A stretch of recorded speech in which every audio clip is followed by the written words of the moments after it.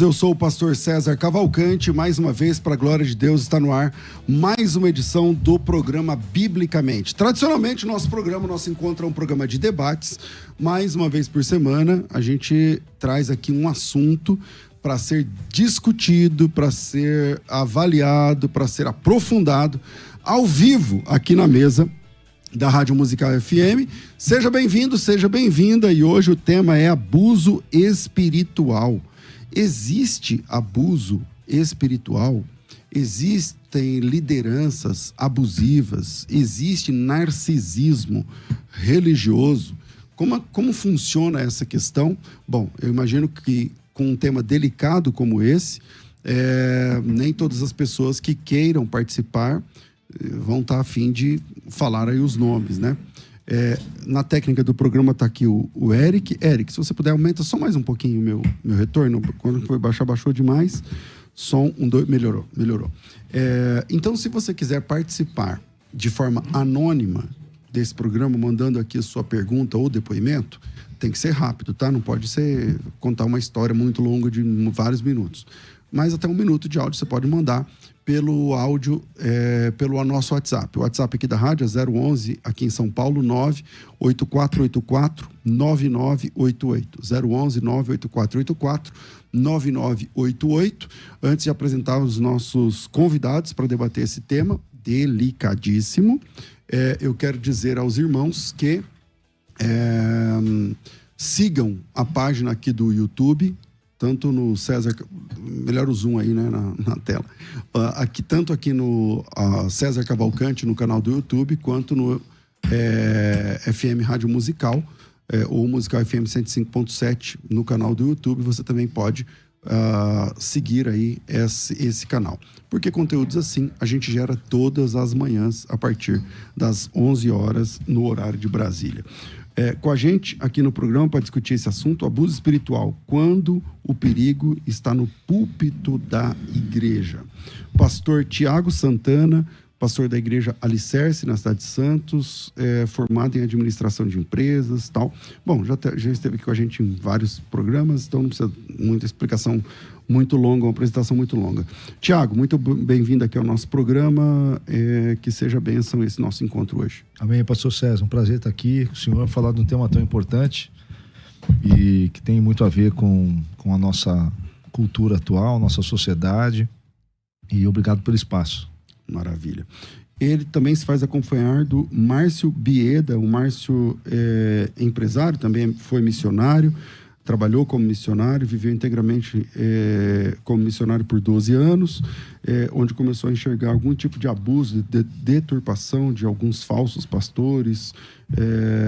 Desde então tem dedicado a sua vida a lutar por um despertamento para apontar o verdadeiro evangelho. Márcio, bem-vindo ao programa. Eu esqueci o nome da sua igreja. Família dos que Creem. Família dos que Creem em Curitiba, Paraná. Bem-vindo aqui ao programa. Márcio, chega mais pertinho aqui.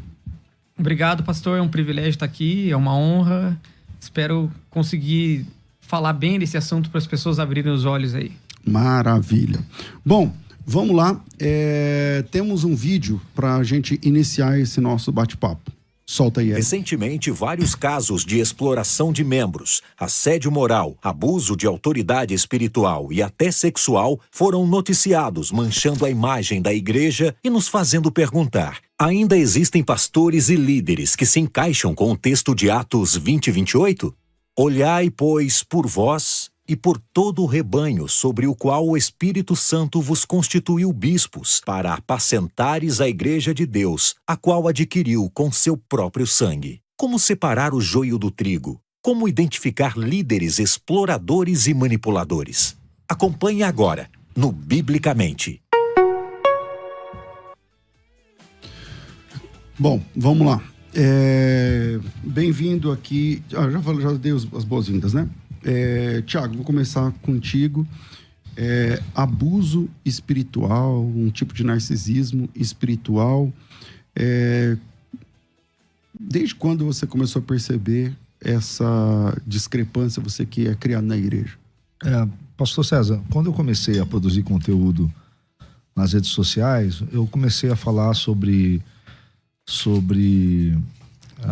os desvios doutrinários, né, muitos relacionados à minha experiência pessoal dentro de um contexto de neopentecostalismo, né, e começaram a chegar para mim muitos relatos de muitas histórias, de coisas que eu não conhecia, eu não tinha vivido, né, e coisas como, por exemplo, igrejas que colocam as pessoas para venderem balinha, brigadeiro no semáforo, água, coisas assim que eu nunca tinha visto com os meus olhos e não conhecia, né? E a princípio eu achei que era uma coisa muito pontual de um lugar ou outro na internet, mas com o tempo foi passando, meu perfil foi crescendo, o meu contato com o público foi aprofundando, e eu fui percebendo que nesses últimos anos, vamos falar aí, os últimos 10, 15 anos, alguns problemas que já eram presentes na igreja evangélica, eles se aprofundaram. Não sei se por conta da internet, não sei se por conta da nossa atual conjuntura aí socioeconômica, mas começou a ficar muito claro para mim que há um desvio de rota muito acentuado e que deixou de ser aquela coisa restrita a uma igreja estranha, como era antigamente. Antigamente você tinha muitas boas igrejas e uma outra igreja esquisita, estranha, né? Destoava. E hoje, algumas coisas que 20 anos atrás, por exemplo, nós que já somos cristãos há muitos anos, enxergaríamos como uma coisa esquisita, hoje está normalizado. E o povo não tem acesso à informação, porque são assuntos e práticas que ainda não vieram para o debate público, né? Vou dar um exemplo para o senhor. É muito comum agora, em algumas regiões do Brasil, as igrejas fazendo pedidos de oferta no valor de boi, no valor de ovelha, mas não é uma coisa assim da igrejinha esquisita. É uma coisa que em algumas regiões do Brasil é disseminado e é estranho quem não faz, né? A prática da oferta de primícias, aquela oferta que se dá, além do dízimo e da oferta, 1/30 do salário direto na mão do líder da igreja. Estas coisas estão deixando de ser o esquisito para se tornar o padrão. Ok. Né? Márcio, e você? Quando você foi missionário 12 anos, tal, você nasceu na igreja, como é que é? E quando você começou a perceber? Não, eu não nasci na igreja. Eu me converti em Minas Gerais. Eu fui morar em Minas Gerais para trabalhar. Eu recebi uma proposta de emprego de um grupo de mineração. Eu sempre fui uma pessoa empreendedora. E com 19 para 20 anos, eu era gerente comercial de uma empresa em Minas Gerais. O telefone está se manifestando, coloca no silencioso aí, por favor, não sei qual que é. Vamos lá, e aí? E de um grupo grande de minério de ferro lá em Minas Gerais, o Grupo Minerita. Eu fui ser gerente comercial da Biominas, uma das empresas deles. E eu tenho um grau de autismo, na verdade, chama síndrome de Asperger. E eu era muito ateu até a tampa. Tive uma experiência com Jesus, me converti sozinho, em casa. Meu pai já era cristão e orava por mim desde que eu tinha 12 anos. Meu pai tinha se convertido. É da igreja metodista. Você se converteu com quantos anos? Eu tinha 20 anos, 19 para 20.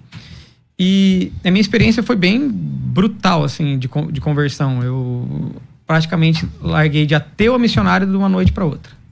Porque eu fui na igreja perto da minha casa, um missionário estava pregando, eu falei, cara, eu nasci para isso. E essa igreja tinha uma escola de missões e eu já larguei tudo, larguei emprego. Nessa época eu já tinha 5 empresas, restaurante, empresa de máquina de café. Eu sempre fui muito empreendedor, larguei tudo e fui para a escola de missões. E ali o terrorismo começou.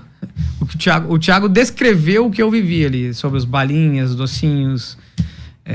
Fiquei muitos anos vivendo isso aí e achando que isso estava glorificando a Deus, mas estava construindo o império do apóstolo. O Márcio... Ok, mas se esse dinheiro não é desviado para construir o império do apóstolo, estava tudo bem? Não. Hoje eu não tenho essa visão. Hoje, graças a Deus, eu tenho um escritório muito grande, tem algumas empresas... Você não entendeu a pergunta. O pessoal estava vendendo bala no farol. Sim. E esse dinheiro ia, conforme você falou, para construir um império de uma pessoa. Sim. Mas se esse dinheiro fosse empregado para alcançar o pobre, para servir e tal, e estaria tudo bem? Não. Hoje eu aprendi o que eu não quero fazer e o que eu não acredito mais é esse modelo. Totalmente errado. Por exemplo, por isso que eu ia te falar. Hoje eu tenho empresas. E eu invisto muito em missionários de missão. Hoje, para mim, essencialmente, se eu quiser enviar um missionário, eu tenho que cuidar dele, da família dele. Se eu quero que ele se dedique à obra integral, eu quero que ele estude, cresça intelectualmente, cresça profissionalmente. Se ele não vai ter uma vida secular de trabalho, mas que ele cresça teologicamente, que ele possa sustentar a família dele, eu tenho que cuidar dele. Eu não acho certo uma igreja... Hoje, meu ponto de vista, isso, eu vivi na pele... você roubar anos da vida desse cara, falar que ele tá construindo algo para Deus, e aí quando ele não serve para você descarta ele. Eu não... Tiago, o que podemos considerar como abuso espiritual, na sua opinião? Quando a pessoa usa a Bíblia e a narrativa da nossa fé para colocar o próximo sob julgo de escravidão. Seja uma escravidão existencial, seja uma escravidão laboral, como é o caso. Essa prática, por exemplo, é muito comum. Eu tenho lido com várias pessoas que me contam relatos muito parecidos de lugares diferentes do Brasil. Jovens que são atraídos por uma proposta de treinamento missionário. Ontem mesmo, estava falando com uma moça de Manaus e ela me perguntando assim, pastor...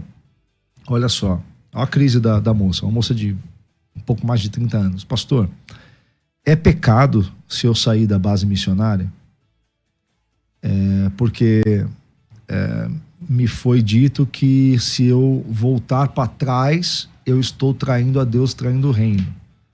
E eu falei, ok, mas por que você quer sair? Porque eu estou aqui há vários anos, disseram que eu seria treinada para ser missionária, eu fico aqui dentro da base fazendo trabalho braçal, eu trabalho como servente de pedreiro, eu trabalho como cozinheira, eu vou na casa do apóstolo e cuido das filhas do apóstolo, faço faxina na casa do apóstolo, estou com 30 anos e agora eu comecei a perceber, eu estou acompanhando você na internet, comecei a perceber que eu estou sendo feita de escrava há quase 10 anos, e achando que eu estou trabalhando para Deus. E só para ser chamado de missionário, mas não faz missão nenhuma. Exatamente.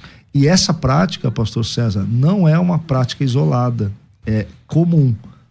Ela aconteceu com o Márcio passou por isso, ficou 12 anos dentro de uma base missionária, onde a pessoa ou era servente de pedreiro, ou era vendedor de bala no semáforo, ou era empregado doméstico da liderança da igreja. E é assustador que isso aconteça no Brasil e que seja visto como algo comum, aceitável. Tiago, pastor, mas eu queria explicar o porquê. Eu com 21 anos ali me converto. Tava terminando minha faculdade, tava com uma vida toda pela frente ali e vou conhecer o evangelho. Eu sou neófito, concorda? Concordo. Vou precisar ser direcionado, ensinado. Não, para começar, você não tinha nem que entrar na escola de missionário. Então, o que eu aprendo? Você tinha que se converter, tá? Aprender a ser cuidado, crente. aprender. Aí o que foi ensinado?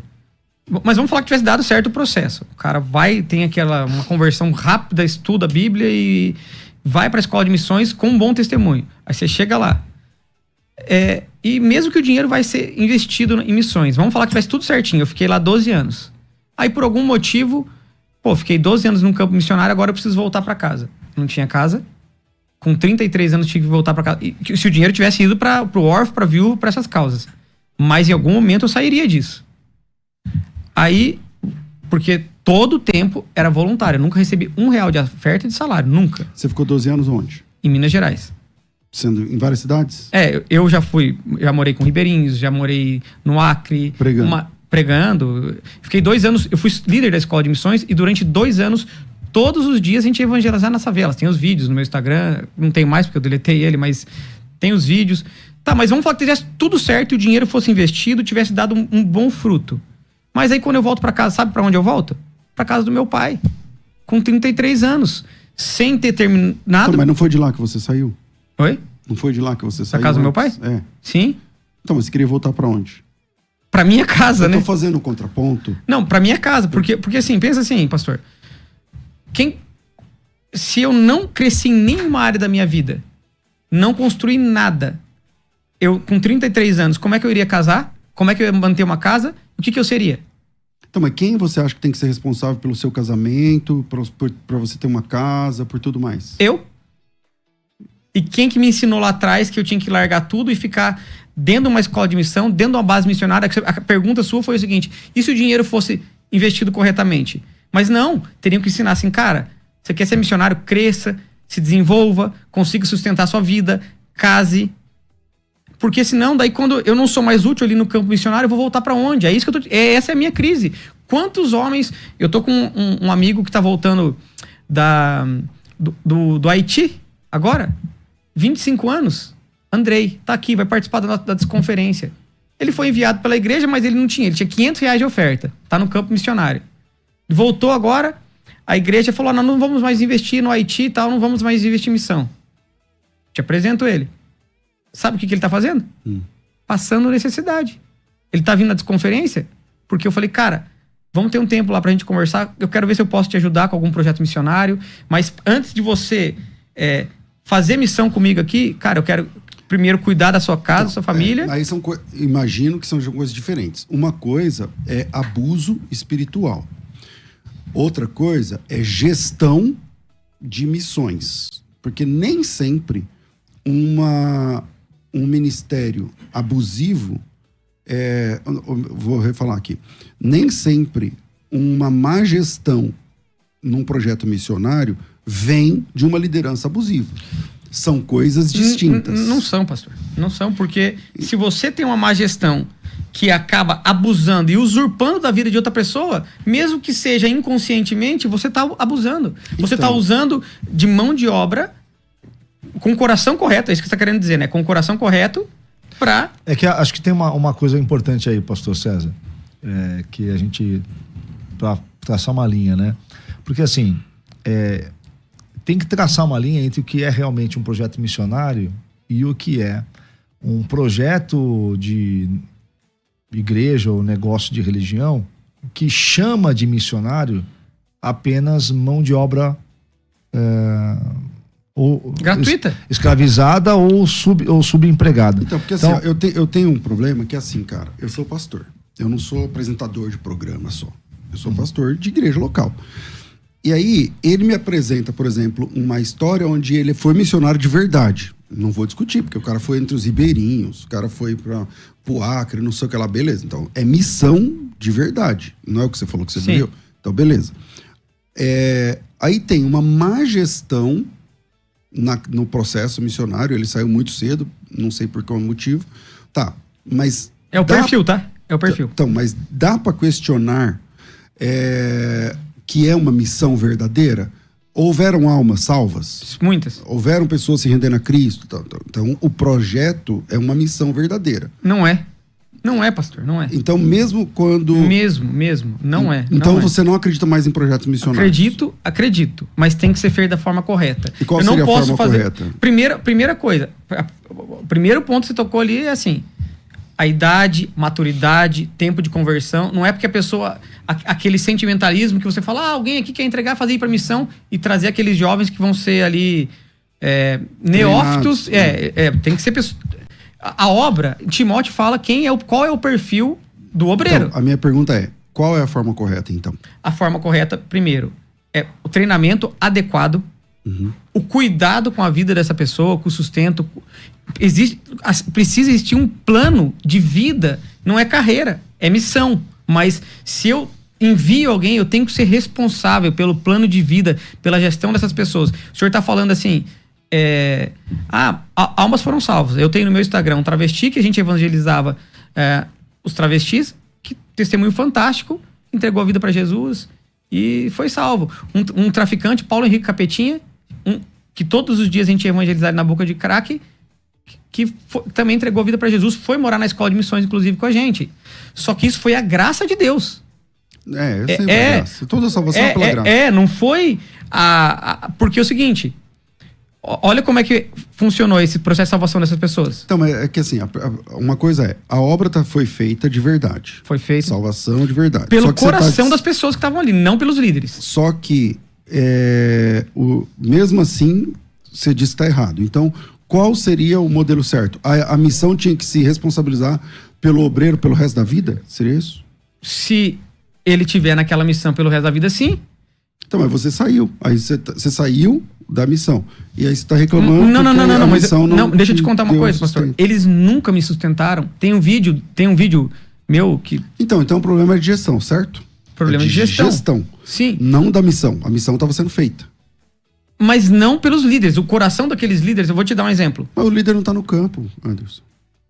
Márcio. Desculpa, Márcio. Mas o líder não tá no campo. Sim, mas ele é o Não tem como o líder estar lá no campo. É a vida, é assim que funciona. Um tá na liderança, o outro tá lá na ponta. Você tava lá na ponta, certo? Tava na ponta. Então você não Então precisa vamos do lá. coração do Então líder. eu vou te contar essa ponta, então, pra você entender. Que isso é o padrão. Nós não estamos falando... O padrão hoje de modelo de escola de missões é assim. Ó, vamos lá, como é que é isso aí? O missionário, ele recebe uma palavra de Deus do líder, tem que ir pra lá. Eu, com 1 mês de convertido, recebi essa palavra de Deus.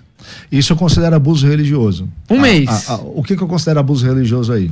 Você pega uma pessoa ingênua, inocente, novo Jovem. convertido, jovem, que a maioria são jovens, adolescentes, 18, 20 anos, 22 anos. Chega um líder e diz assim: Deus falou comigo que você tem esse chamado. Pastor César, o senhor sabe, isso daí tem um componente de manipulação extremamente eficaz. Então, esse tipo de quadro, de cenário, ele é bastante comum. O líder, revestido da aura simbólica de apóstolo, pastor, o bispo.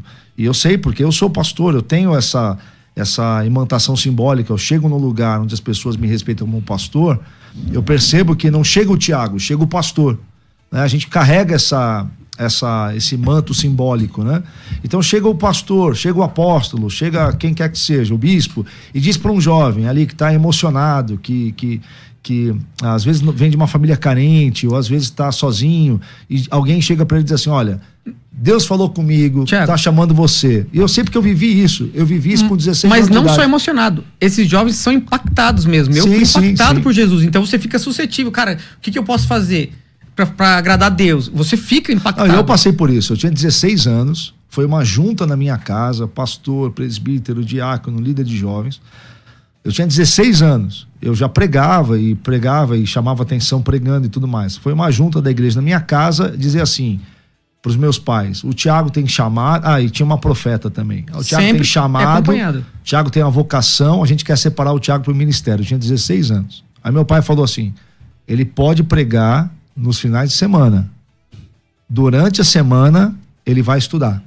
Quando eu tinha 33 anos de idade, que eu cheguei para a mesma liderança e disse assim: olha, eu não quero mais participar dessa igreja, eu não tenho mais alinhamento teológico. Sim, obrigado por tudo. Obrigado por tudo.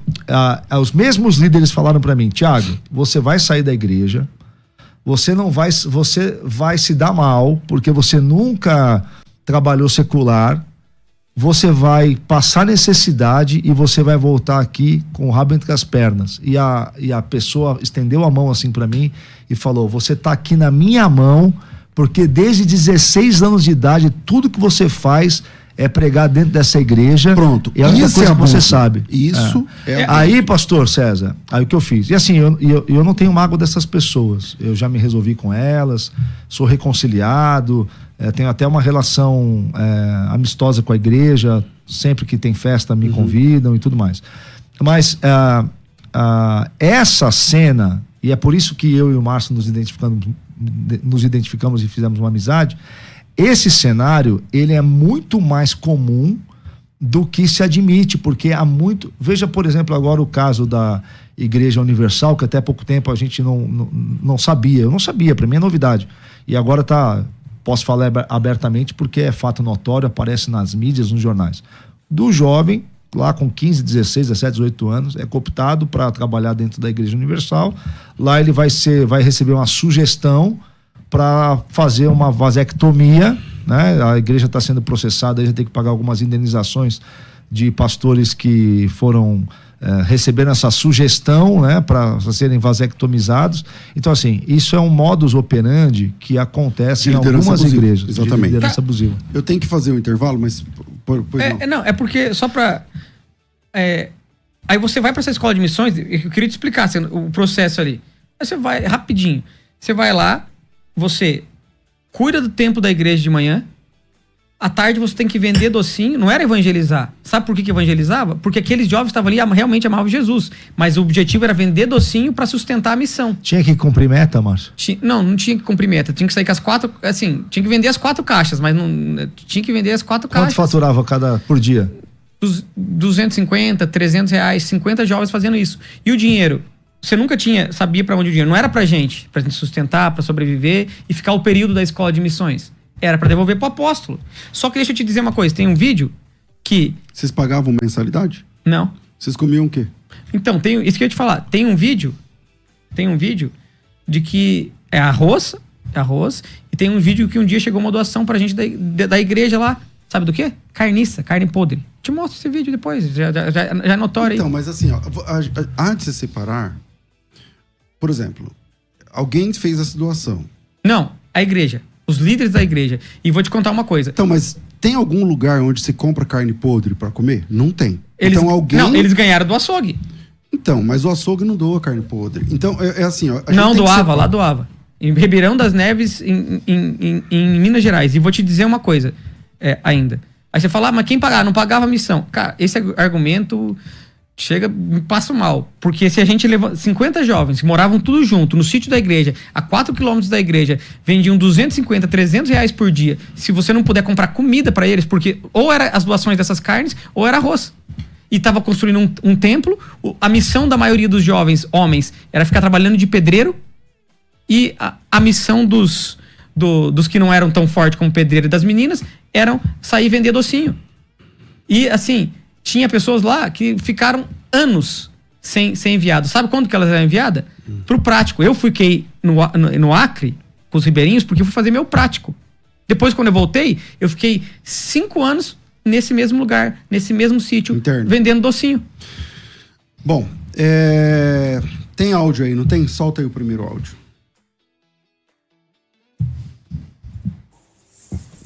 Bom dia, paz do Senhor. Eu não quero me identificar, sou de Brasília.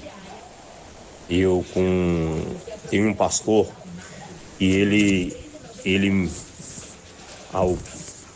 ao entrar na minha vida, ele aconselhou para me dirigir um trabalho. E aí esse pastor, minha esposa não queria, de lá para cá, estou tendo dificuldade com a minha esposa.